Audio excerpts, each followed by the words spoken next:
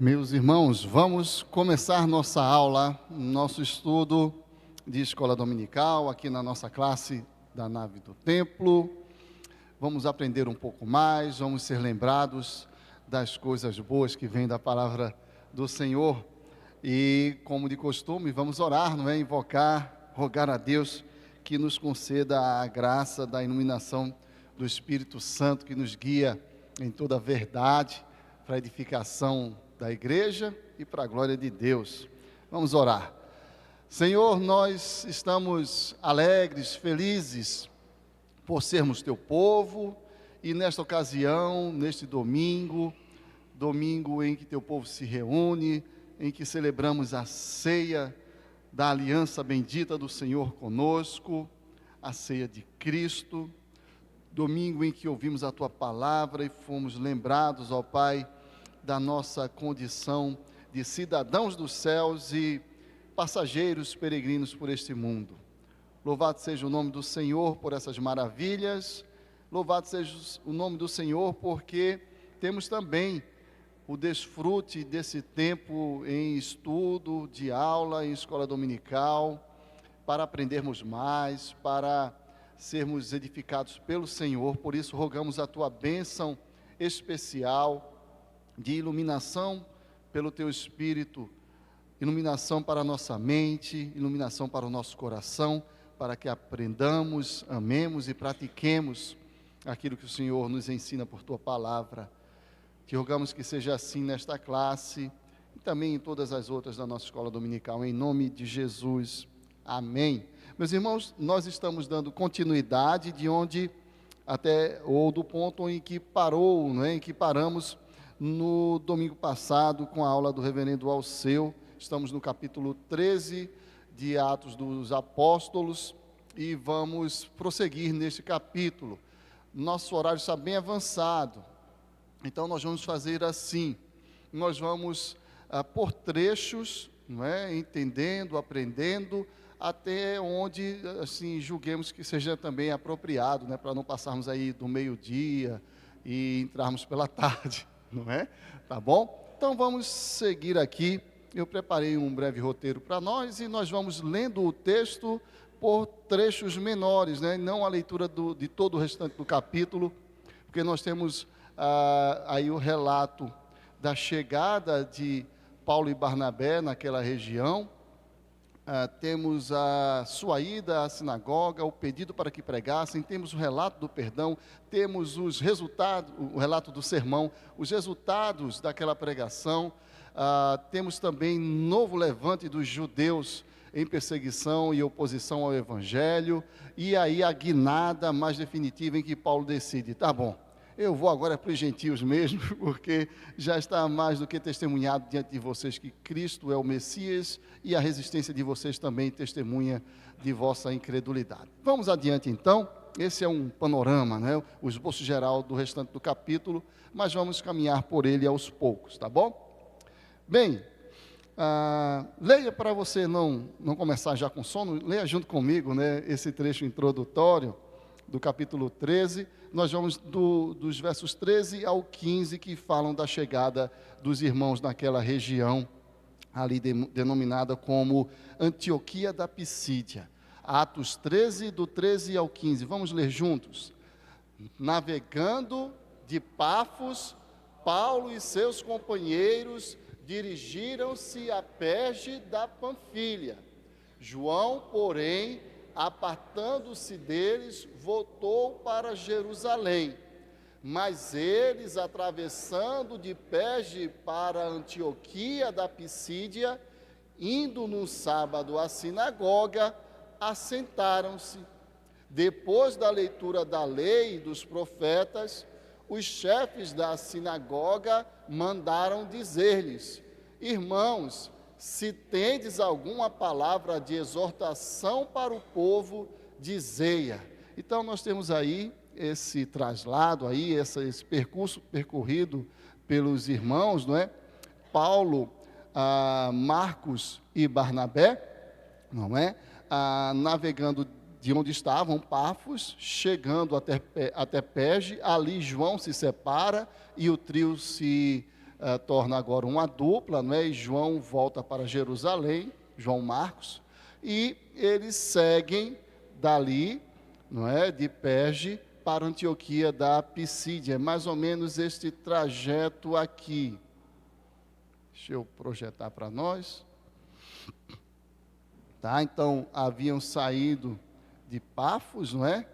Cruzaram aqui esse braço de mar até Perge. É aqui que João faz meia volta, não é? E vai mais aqui ao sul para Jerusalém.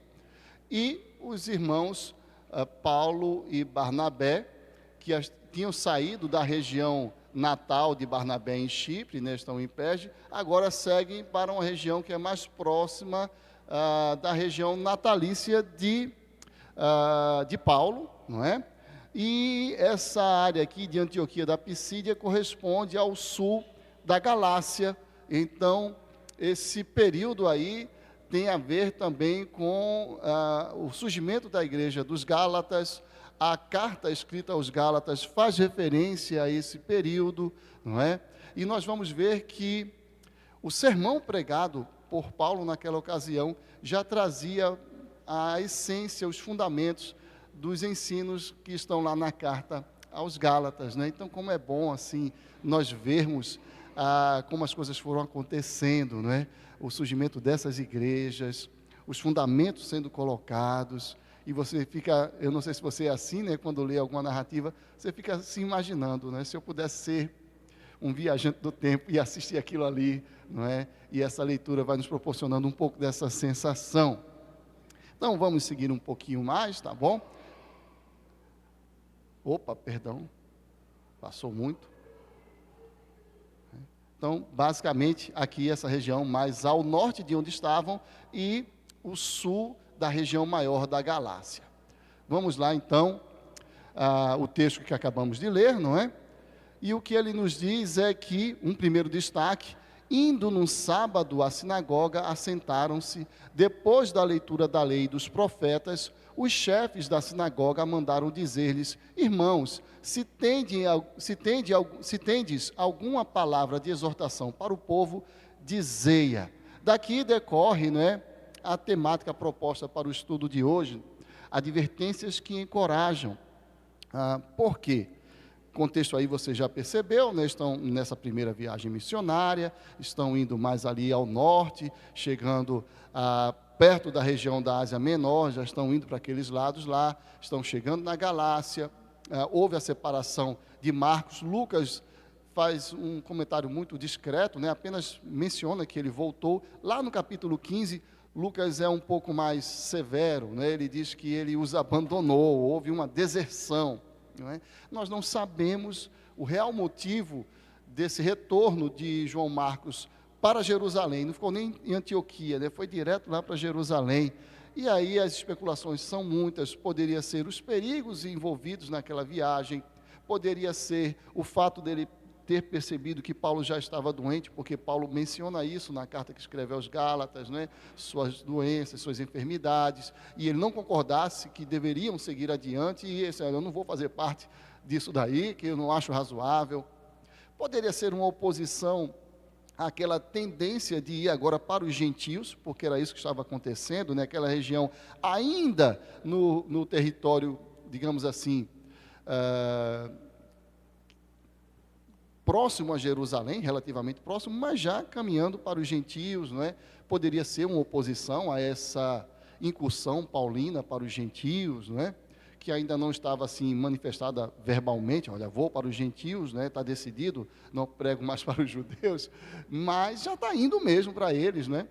Então, tudo isso, pode ser tudo isso junto, um pouco de cada uma dessas coisas, nós não sabemos. Sabemos apenas que no capítulo 15, Lucas é um pouco mais severo na forma de relatar isso, né? Ele diz que, de fato, foi um abandono, uma deserção,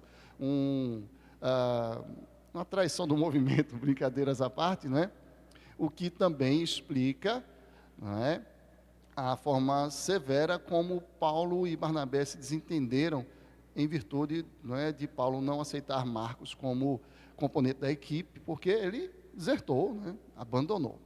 Bem, então, eles estão chegando, como de costume, num sábado, na sinagoga judaica, e ali são convidados a pregar, e a pregação é denominada nesses termos, não é?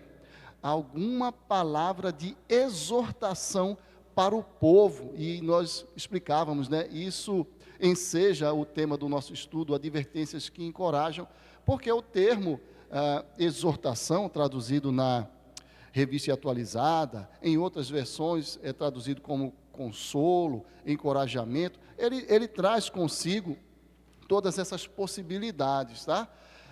Vamos ver isso daqui a pouco. Eu tenho aqui a foto de uma sinagoga lá em Recife, a primeira sinagoga das Américas, não é só para a gente ter uma ideiazinha aqui da ideia de uma sinagoga, não é? Fica lá no Recife Antigo, onde pretendo visitar, né, em janeiro, se Deus permitir, né, visitar meus pais e passar lá para visitar. Não sei se vai estar aberta a visitação. Aqui é um ambiente interno, não é? E aqui um ambiente que tenta replicar, né, o contexto de uma sinagoga lá no primeiro século, onde estavam Paulo e Barnabé, e foram convidados a expor a palavra, não é? Então, sigamos aqui. O contexto ali, ou, digamos assim, o ambiente da sinagoga, ele, de algumas formas, lembra muito o contexto ou o ambiente das nossas igrejas cristãs, tá? Óbvio, né, o conteúdo é distinto, né? Não são cristãos, mas, veja, algumas coisas que aconteciam, né, e costumam acontecer nas sinagogas, tá? A sinagoga servia de centro de ensino, e nós fazemos isso, né? O que estamos fazendo agora. Temos o prédio anexo, que é majoritariamente voltado para a educação religiosa, né? Ensino, ou outras atividades de ensino, como nossa escola de música, tá? Fonte de ajuda para as necessidades da comunidade. E sim, a igreja muitas vezes entende sua vocação diaconal para além, não é? Digamos assim, do ambiente da igreja local, mas para o bairro, assim por diante. Por exemplo, a nossa própria escola de música é alguma dimensão disso, embora haja mensalidade, mas há as bolsas também. O nosso trabalho de artesanato tem uma visão de alcance das pessoas, o nosso bazar. A igreja acaba tendo, por natureza da sua vocação abençoadora e diaconal, ela acaba tendo esse aspecto também que as sinagogas procuravam suprir. Local de reuniões, não é? E corte de justiça. Isso aqui não, né? Nós temos aí a separação, né? A nossa justiça é, por assim dizer, laica, não se mistura com a instituição religiosa, mas há muitas coincidências, né? Então, não é tão diferente do que nós temos na nossa experiência, tá? Em termos de um lugar em que pessoas de mesma fé, de mesma confissão religiosa, aprendem sobre essa fé, aprendem outras coisas também.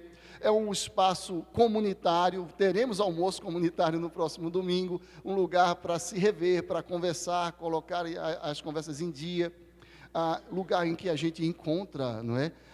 Ambiente de ajuda mútua e recíproca. Muitos de nós fomos ajudados, muitos de nós tivemos também a alegria de ajudar, e assim por diante, não é?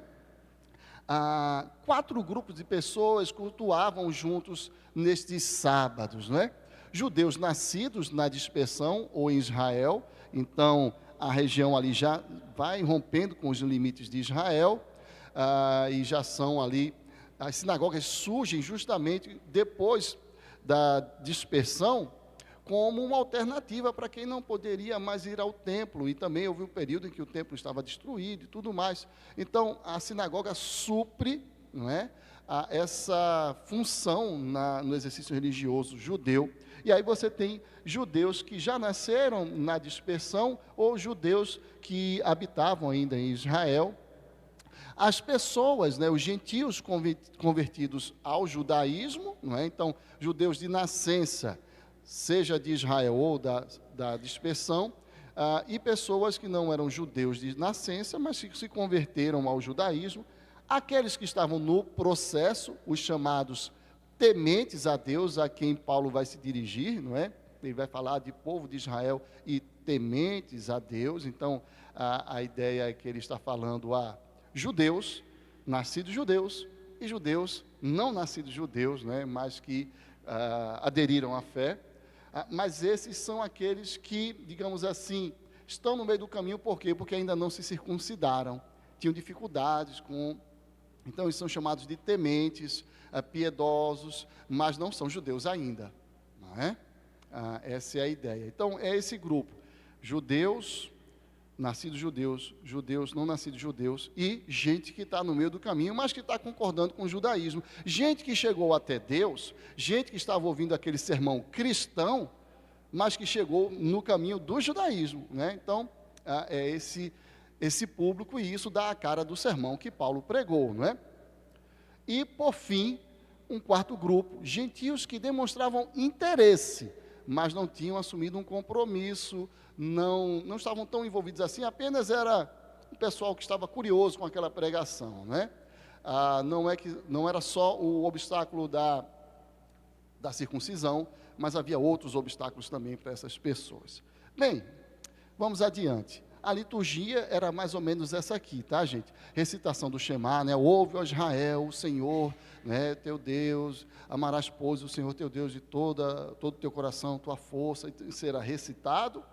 Você tinha a leitura ou a aula mesmo, né, sobre a lei e sobre os profetas. Às vezes eram duas lições, uma baseada na lei, uma baseada no livro profético. E aí, depois de uma sessão de orações, havia o sermão, não é? A exposição da palavra e uma bênção final. É nesse momento, depois da oração, que começa aí o sermão, né, que os irmãos fazem esse pedido para Paulo e Barnabé, para que eles trouxessem alguma palavra de exortação, de consolo, de conforto, de encorajamento. Pensem, qual é o ambiente? Uma sinagoga. Judeus que não estavam podendo ir ao templo. Judeus que nasceram, muitos deles, na dispersão. Judeus que não aguentavam mais o jugo romano. Judeus que queriam ouvir que Deus é fiel, vai trazer o seu Messias, o seu libertador, o jugo romano vai ser despedaçado. Era esse conforto, esse encorajamento, essa exortação, né? Essa palavra de parácletos ou paracletos, né? Aquele que junto para, Kalel, fala, chama, né? E assim traz esse ânimo, né? Essa é a ideia. Então vamos lá. Depois da leitura da lei, dos profetas, os chefes da sinagoga mandaram dizer-lhes: irmãos, se tendes alguma palavra de exortação para o povo, dizei-a. Entre um momento e outro ali, né, da liturgia, geralmente o pessoal ficava com um comportamento mais parecido com o nosso ali do cafezinho, ou seja, havia um burburinho, uma coisa toda. Isso explica como nós vamos ver porque que Paulo pediu silêncio para começar a falar, mas havia ali sim grande expectativa, né? Então, imagine-se na cena, não é? Você percebe assim que a liderança percebeu de alguma forma que Paulo e Barnabé eram mestres de alguma maneira. Talvez Paulo poderia ter sido reconhecido pessoalmente ou não, porque era um homem muito conhecido no meio do farisaísmo, né, daquela principal seita judaica, ou talvez suas vestes, ou o comportamento, não é? E eles perceberam, olha, talvez haja aí uma ocasião para sermos abençoados com conforto, né? Se quisermos continuar nas semelhanças, né, com o ambiente das igrejas cristãs, no período da minha recém-conversão, a propósito, hoje não é só meu aniversário de casamento, não, é meu aniversário de conversão, não é? Minha conversão foi em 2003, já velhinho, óbvio, né? Eu sou horrível com matemática, assim, mas 18, quantos anos, hein? 22 anos, tá? Eu não sei fazer conta não, gente. Sou aquele cara que dá graças a Deus pelo cartão de débito e crédito, né? Nunca mais precisei conferir troco, porque era um constrangimento, a pessoa me dava um troco, eu não sabia se estava roubando ou sendo roubado, fingia que estava contando e guardava, não é? Mas fechando esse parêntese constrangedor, vamos adiante. Naquele período da minha recém-conversão, eu ficava doido por igreja, eu queria estar na igreja todo dia. Todo dia, desde 19 de outubro de 2003, eu queria igreja todo dia. E, digamos assim, uma característica, sem julgamentos, das nossas igrejas presbiterianas, é que elas não estão abertas todos os dias, com alguém pregando todo dia, não é? Então, eu entrava em qualquer uma que estivesse, né? E me chamava a atenção o burburinho que havia na sinagoga, e essa coisa de, opa, esse aí pode ter uma palavra. Meu irmão, vem cá e dê uma palavra. Acontece muito no meio pentecostal, não é? O burburinho, aquele barulho todo, e essa coisa de, venha dar a oportunidade, né? O termo que acabou virando jargão, né? Ah, o irmão vai ter uma oportunidade. E aí alguém pregava de bate e pronto. Aí foi mais ou menos assim, não estou dizendo que é o modelo que deveríamos seguir, porque ali não era uma igreja cristã, né? Era uma sinagoga, tá bom? Só para continuarmos com os paralelos, né? E de repente você perceber ali alguém que poderia, por algum motivo, né, ter incutido nos irmãos essa expectativa. Vamos lá. A palavra exortação, né, nós comentamos, né, paraclesis, né, vem de paracaléu, o verbo chamar à parte para aconselhar, para tentar dissuadir, para orientar. É o que o Espírito Santo faz conosco, né? O Espírito Santo chega perto de nós, nos habita a propósito, mais perto do impossível, não é? E nos aconselha, nos orienta, nos conforta, nos encoraja, não é? De modo que a pregação, o ensino é uma forma pela qual o Espírito Santo faz isso, e somos instrumentos do Espírito Santo que nos habita, somos esses em menor grau, né, com a licença aqui, né, desse desdobramento lógico, uma espécie de paracletos também, óbvio, você me entende, né, aqueles que podem trazer uma palavra de conforto, de consolo, de encorajamento, de correção. Por isso o termo exortação escolhido por João Ferreira de Almeida, né, ou pelo menos os tradutores que trabalharam na versão revista e atualizada. Então, aproximação, não é? Especialmente para ajuda, exortação, admoestação, encorajamento e assim por diante. Vamos nós. Então, vamos agora para a outra parte, tá bom? Que é o sermão propriamente dito que Paulo pregou. Até aqui está tudo muito sossegado, tranquilo, dúvidas, porque vamos para uma pequena transição. Então, se a dúvida surgir, por favor, não se acanhe, pode me interromper. Mas eu vou fazer uma breve leitura, sim, do próximo trecho, que é um trecho bem maior, porque é o sermão que Paulo pregou, tá? Talvez nós possamos fazer assim, nós possamos lê-lo, digamos assim, pelas partes do sermão que estão aqui descritas, não é? Eu acho que fica mais confortável para nós. Então, se quiséssemos um esboço do sermão que Paulo pregou àquele público, que público? Judeus nascidos judeus, judeus que não eram judeus, mas se converteram, e judeus no meio do caminho, não eram judeus ainda porque não tinham circuncidado, mas já subscreviam toda a confissão judaica. Então, estavam conhecendo Deus pelo judaísmo. Então aqui é o meu ponto de contato, eu vou falar de Jesus, para judeu, judeu que veio a ser judeu, e judeu que está se tornando, judeu do gerúndio, né? Judaizando ainda, né? E esses todos querendo ouvir a palavra de Deus. Então ele primeiro faz um apanhado da história de Israel, os atos de Deus, do Senhor, não é? Na história do povo, partindo dos patriarcas até a monarquia em Davi. Depois ele vai falar, né? Davi é para ele o ponto que liga a Cristo. Aí ele parte para Cristo, né? Vida, morte e ressurreição do nosso Salvador, mostrando que isso é também ato de Deus. Assim como Deus agiu, dos patriarcas até Davi, Deus está agindo, trazendo agora algo maior em Cristo Jesus, a providência de Deus trazendo a Israel o Salvador, não é? Não só um grande rei, não só libertações políticas, não é? Mas o Salvador. E, por fim, a aplicação da mensagem do Evangelho nos versos finais desse trecho, até o verso 41, tá? Então, deixa eu ler aqui para você, não preparei projetado, vou ler, né, a partir da Bíblia aqui. A partir do verso 17, nós temos, então, esse sermão de Paulo. E ele diz assim: o Deus deste povo de Israel escolheu nossos pais, não é? E exaltou o povo. Perdão, deixa eu começar do verso 16, que, né, não é o sermão já, mas é Paulo já, digamos assim, se dirigindo aos irmãos lá, né? Verso 16. Paulo, levantando-se e fazendo com a mão sinal de silêncio, por causa do alvoroço, né, disse: varões israelitas e vós outros que também temeis a Deus, que era o público, né, que nós já havíamos aqui sinalizado, ouçam. E assim começa o sermão.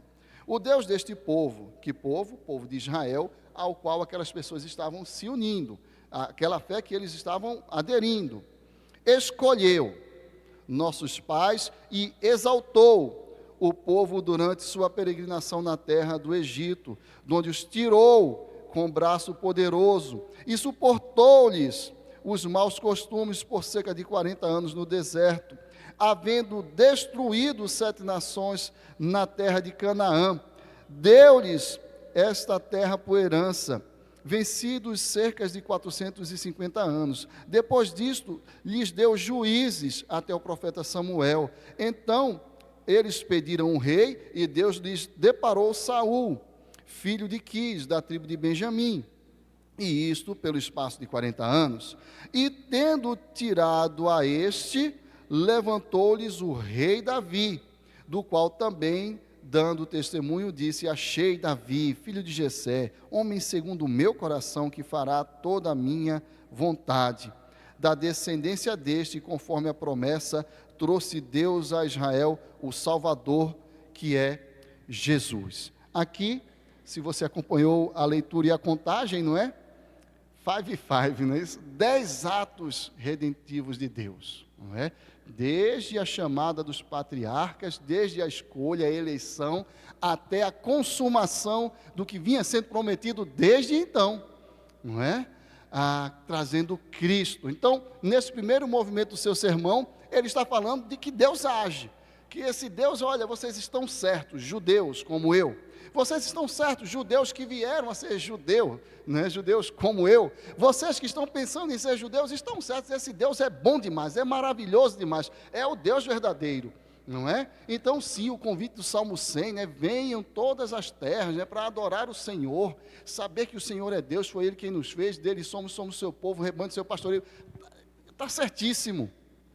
E o ponto culminante, esse é o primeiro movimento do sermão dele, do agir redentivo de Deus, do agir salvador, foi ter mandado Jesus, não é? Então, já que precisamos de uma abordagem um pouco resumida, eu penso que esse é o resumo mais seguro, mostrar como Deus vem agindo, e o grande ato de Deus, a grande providência de Deus, é Jesus a alegria dos homens, não é? Como entendeu o compositor musical. Bem, no segundo movimento, ele vai descrever o ministério de Cristo, não é? E sua morte e ressurreição, a partir desse mesmo verso 23, ele funciona como uma dobradiça, não é? Da primeira para a segunda parte do sermão.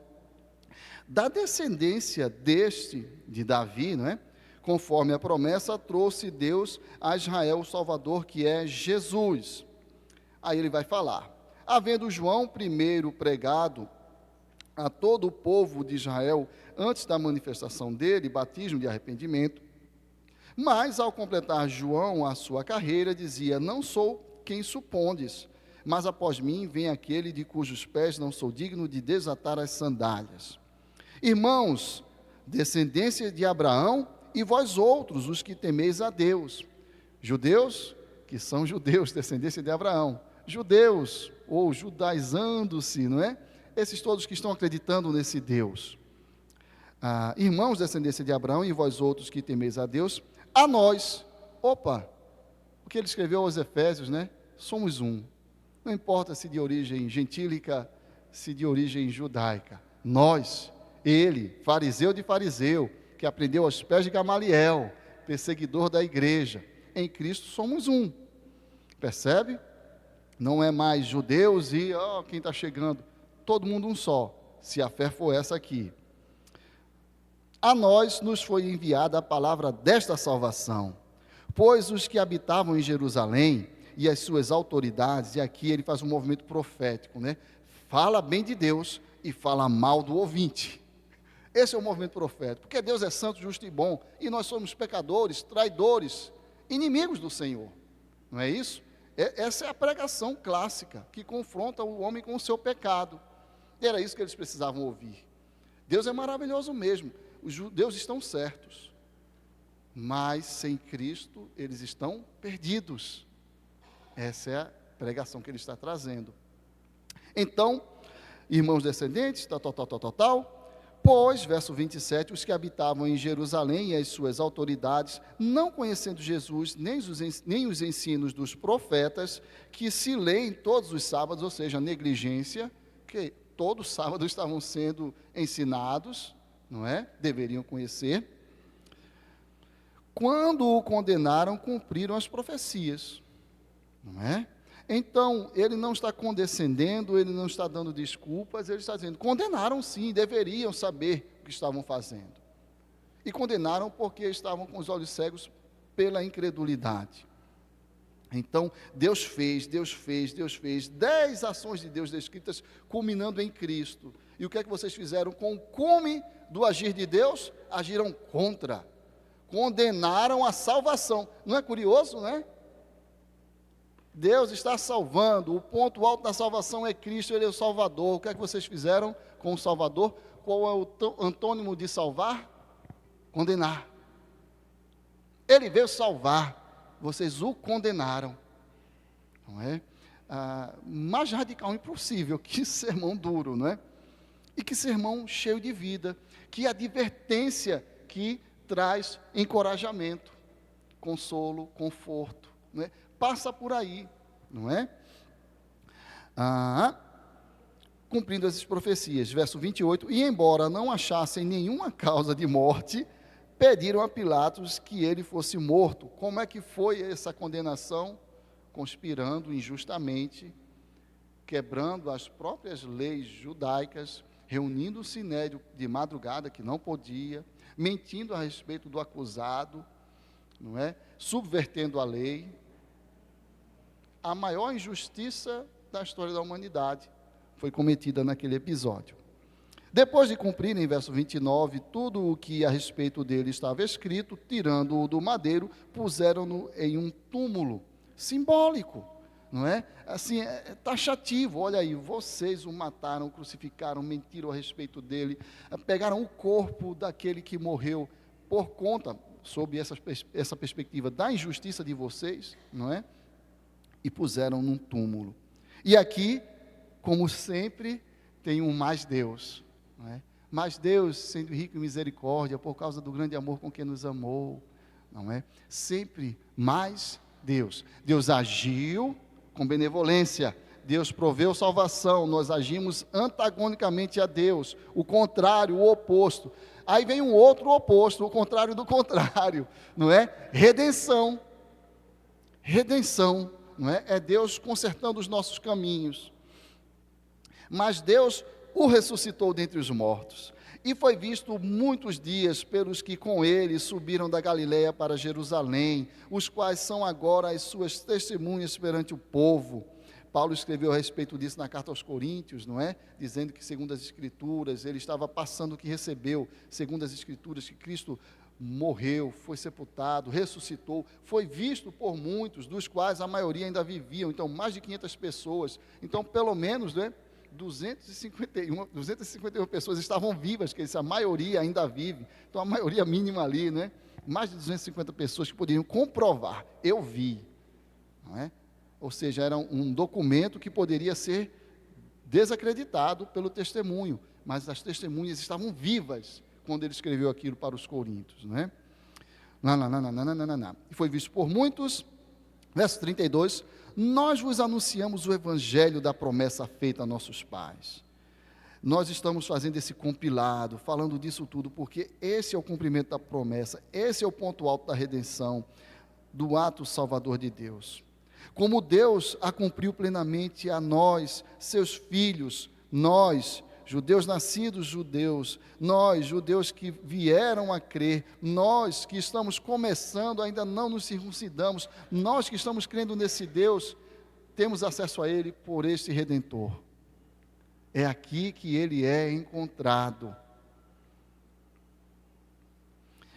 Seus filhos ressuscitando a Jesus, como também está escrito no Salmo 2, e aí ele vai dizer, por que eu parei em Davi, e de Davi pulei para ele? Porque Davi não estava falando de si quando escrevia aquelas coisas nos Salmos, mas falava dele. A descendência, o descendente prometido, na aliança que Deus estabelece com Davi, é ele, é este aquele que haveria de chegar para ocupar o trono eternamente. Tu és meu filho, eu hoje te gerei. E que Deus o ressuscitou dentre os mortos para que jamais voltasse à corrupção. Desta maneira o disse, e cumprirei a vosso favor as santas e fiéis promessas feitas a Davi. Por isso também diz em outro salmo, então no Salmo 2 e também no Salmo 16, não permitirás que o teu santo veja corrupção, porque na verdade, tendo Davi servido a sua própria geração, conforme desígnio de Deus, adormeceu, morreu, foi para junto de seus pais e viu corrupção.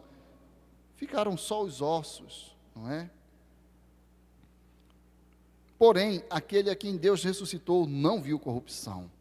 Essa é a segunda parte. E agora, a advertência se torna clara, que é a aplicação dessa mensagem a partir dos versos 38 a 41.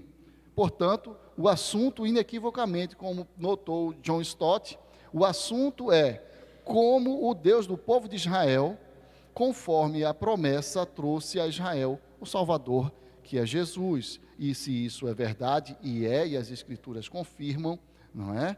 Agora segue-se a decisão, a exortação que traz esperança, conforto, consolo. Tomai, pois, irmãos, conhecimento. Agora todos, então Paulo crê que o Evangelho vai frutificar e já vai chamando a assembleia de todos, ou de irmãos, perdão, de irmãos. Por quê? Porque já ali, quem está crendo, o Espírito Santo age, não é? Então, acho que Paulo olhava assim para todo mundo, né? Eu não sei quem são os eleitos, aí ele via assim, todo mundo é meio eleito, é 50% eleito, brincadeiras à parte, ou seja, um eleito potencial, tá, gente? Essa é a ideia. Então, há aqui os que crerão, eu vou chamá-los de meus irmãos, porque há irmãos aqui, tá certo? E aí ele diz, olha, então, meus irmãos, tomem conhecimento, não é? Presta atenção na vida, não brinque com isso. Essa é a advertência. Vocês querem uma palavra de conforto, de consolo, de encorajamento? O encorajamento é, corra para Jesus, preste atenção, não dê esse vacilo, não é? Não perca tempo. O melhor conforto que eu posso trazer para vocês é uma advertência. Algumas advertências são confortantes, porque nos livram do perigo. Já pensou se eu estou caminhando, no último passo para cair num abismo, alguém diz, cuidado, já isso dá um grito, me assusta, né? A advertência assusta, mas eu, meu Deus, que coisa boa, que bom, que susto maravilhoso. É algo similar, não é? É uma advertência que vai trazer paz, vai fazer bem, não é? Então, advertir o pecador de que o inferno está às portas, não é? De que sem Cristo ele está perdido, é confortante. É o maior conforto que uma alma pode receber. Qual era a continha mesmo? Quantos anos hoje de evangelho? 22, né? Então, foi o melhor susto da minha vida. Depois eu dou detalhes dele. Tomai, pois, irmãos, conhecimento de que se vos anuncia remissão de pecados, porque a acusação veio, vocês mataram, Deus trouxe a vida, vocês mataram a vida, Deus trouxe a salvação, vocês condenaram a salvação, não é? Vocês agiram como perfeitos inimigos de Deus. Aí qual é a advertência? Deus quer perdoar, não quer não, eu não mereço, é isso mesmo, não merece, e Ele quer perdoar, não é?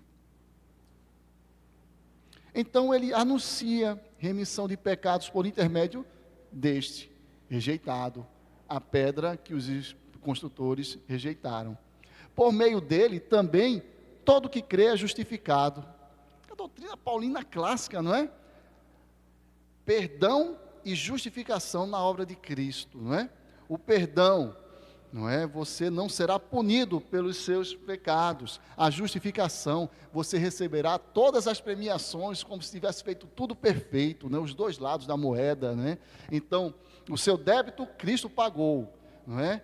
E as fortunas de Cristo são suas, não é? Não é que você saiu do vermelho para o azul. Não é? Já teve essa experiência de estar no vermelho, quando entra no azul é um alívio tão grande, né? Mas aí a luta continua para não entrar lá de novo. Não, agora você teve um depósito tão absurdo que não é que você foi para o azul, é que você não gasta esse dinheiro nunca, né? Não tem aquela coisa, você ganha esse dinheiro, não ia conseguir gastar nunca, né? O pessoal faz alguns cálculos, né? A fortuna de Bill Gates, por exemplo, quanto tempo levaria para ter uma vida no padrão X, muito luxuosa e tudo mais, né? Gerações a fio, dava para sustentar até o tataraneto e assim por diante. Bem, jogue isso na enésima potência, não é? Então, perdão e justificação, de uma certa forma poderíamos dizer assim: perdão, vai e não peques mais, mas junto com a justificação, meu filho, não vá não, venha para cá, vinde benditos de meu Pai, entrai no gozo que vos está preparado, não é? Isso está sendo oferecido, é o melhor susto do mundo, não é? É a melhor advertência que pode haver, ela encoraja. Todo que crê é justificado de todas as coisas, inclusive de tê-lo crucificado, não é? Das quais vós não pudestes ser justificados pela lei de Moisés. Notai, tome conhecimento, tome tempo. Menino, escute, né? Lembra aquela advertência maternal, não é? Aqui é paternal. Notai, preste atenção, tome cuidado. Essa é a ideia. É equivalente ao ai dos profetas do Antigo Testamento. Ai de vós. Quando vinha um ai, você já dizia ai, porque sabia que era pesado, não é? Pois que não vos sobrevenha o que está dito nos profetas, que isso não recaia sobre vocês. Ele cita Abacuque, quando anteviu aquele símbolo, né, da condenação, que foi o pesar da mão de Deus, trazendo punição para o povo rebelde, né, o cativeiro babilônico, e Abacuque foi um dos profetas que advertiu, não é? Vede, notai, tomai conhecimento, percebe a ênfase na advertência para o bem, a advertência que encoraja para as coisas boas, não é? Ó desprezadores, que nome feio, não é? Desprezar aquele Deus que fez aqueles 10 atos maravilhosos, culminando em Cristo. Desprezar esse Deus que teve o seu Filho rejeitado e morto por nós.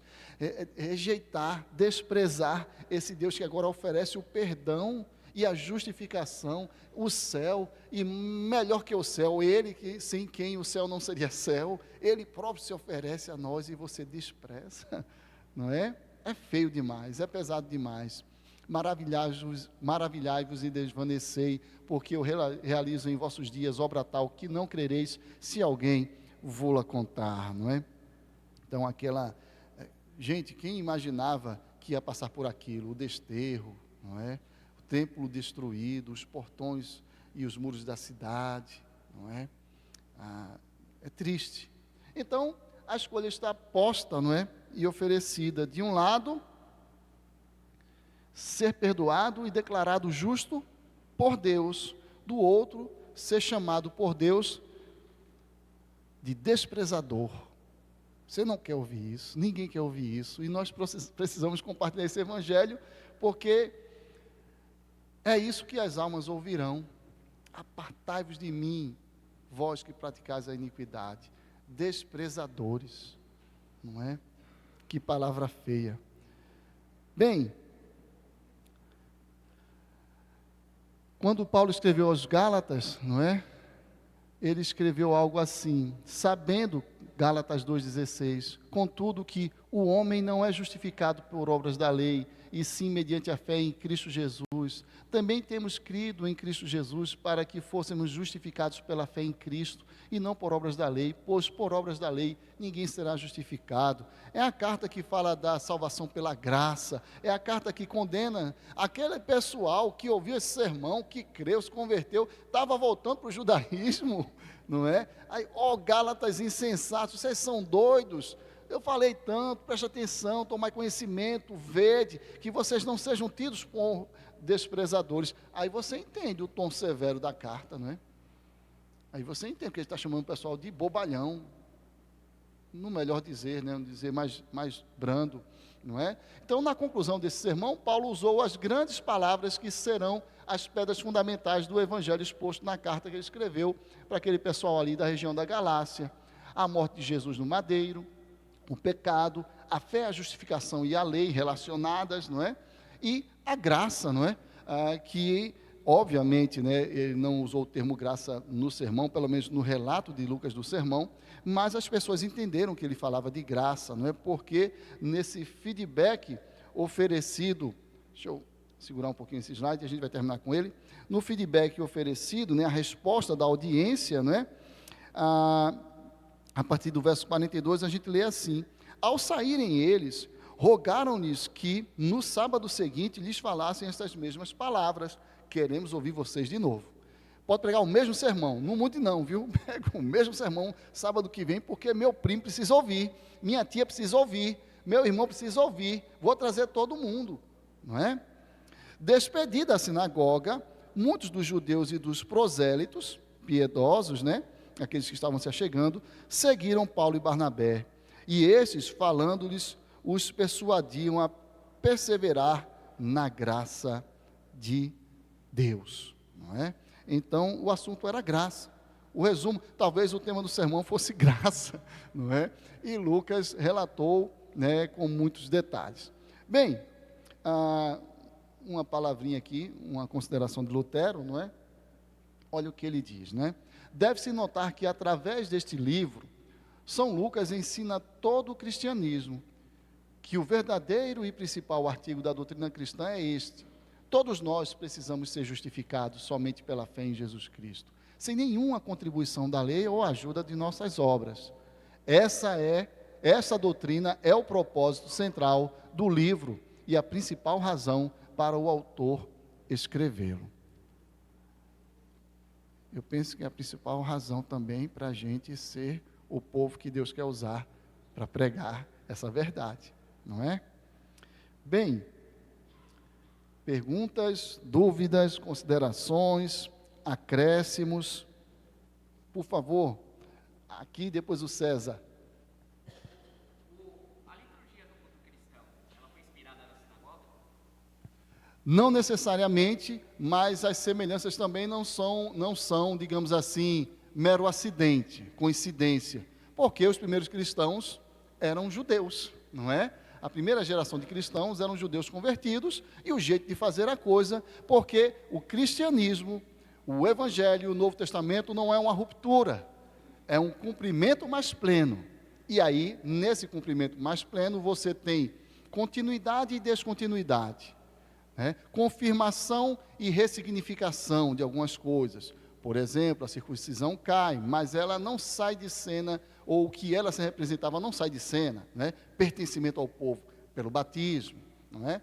Então, a forma litúrgica, que, né, muito bem observado, né, ela lembra um tanto, né, a nossa liturgia, mas não como uma herança direta, mas pelo fato de que a coisa vinha sendo feita desta forma, e muito do que está ali está acertado, né? Ler a palavra, explicar a palavra, orar, então isso estava correto, de modo que o cristianismo não é uma anomalia à tradição judaica, porque a maior parte da Bíblia, e em termos cronológicos, né, do tempo aqui na Terra, a maior parte da relação de Deus com o seu povo e de culto a Deus ainda é a tradição hebraica, israelita, judaica e então o cristianismo, não é? Então, essa herança ela é muito bem-fazeja, muito bem-vinda, né, na tradição cristã. César de Deus.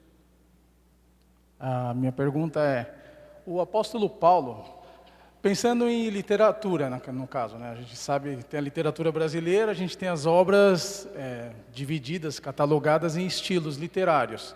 Tudo bem que aí segue mais uma linha cronológica. Aí eu queria saber se nos escritos do apóstolo Paulo, ele tem um estilo específico de escrita, ou se, quando ele se dirige a determinadas igrejas, ele acaba absorvendo o estilo daquele local e transmite, né, se comunica no estilo da igreja, na verdade. Ou se ele tem um estilo específico, até que deve ter servido para que as autorias de suas cartas pudessem ser realmente direcionadas a ele. Vai estar com raiva de mim, hein? Não tem uma pergunta mais complicada, não. Mas, gente, sim, tem. Paulo tem um estilo muito, muito marcante na forma de se dirigir às igrejas. Então, tem aquilo que permanece, e você vai ver que são notas e marcas notadamente paulinas, só que você vai ter também isso usado como pretexto para um viés, né, dos estudos paulinos, né, sobre Paulo, a teologia né, acerca de Paulo, para negar a autoria de algumas cartas. Por quê? Porque há variação dentro desse estilo. E aí alguns autores mais críticos não vão admitir essas variações. Mas veja, por exemplo, né, eu gosto de escrever umas coisinhas, né? Mas veja, por exemplo, há 22 anos, 22, né, a conta? 22 anos, eu fazia parte do movimento cultural underground, lá em Peixinhos, Olinda, né, efervescência cultural em Recife e tudo mais, e fazia parte de uma banda chamada Senhora Gorky, uma referência a um escritor russo, não é, cuja tradução é amargo, né, que é mencionado lá no Parque Gorky, na Rússia e tudo mais, né, autor, por exemplo, do livro A Mãe, não é, que era a perspectiva do movimento revolucionário a partir dos olhos da mãe de um revolucionário. Mudei pra caramba, né? Graças a Deus. Ou seja, as experiências de um autor vão fazendo com que ele escreva diferente também. Algumas marcas vão estar lá, não é? Se eu mostrar algumas letras de canções daquela época, canções, era um rock progressivo assim. Mas você vai ver traços do Jailzinho ali, não é? Mas nada que pareça. Agora, se você coloca para alguém que não conhece tanto, ele vai dizer, não é o autor de Pela Obra Perfeita da Cruz, que você mencionou ontem, né? Não é, alguém vai dizer, mas é, não é? Então, em momentos diferentes, e Paulo escreveu suas cartas por alguns anos, e em momentos diferentes de Paulo, e em momentos diferentes das igrejas, em assuntos diferentes também, isso vai interferir no jeito de falar, tá? Mas tem dicas muito claras do que é Paulo ali, e os autores mais conservadores, ortodoxos, não é, reconhecem, porque conhecem profundamente, e nós temos plena segurança, porque por trás da sua pergunta, poderia não ter essa dúvida, mas ela pode ensejar essa dúvida, né? As cartas paulinas são paulinas mesmo, não é? Perfeito. 12h11. Mais alguma pergunta? Ou vamos atacar o almoço? Vamos atacar o almoço, não é? Dou-lhe uma, dou-lhe duas, dou-lhe três. Vamos orar. Deus é bom demais. Senhor, muito obrigado pela tua graça em mais uma manhã de domingo. Tua palavra pregada, os cânticos, as orações, a leitura. Meu Deus, que maravilha. Obrigado por esta aula. Obrigado pela nossa vida edificada no Senhor, em nome de Jesus. Amém. Até a noite, os irmãos que virão, ou até o próximo domingo. Deus os abençoe.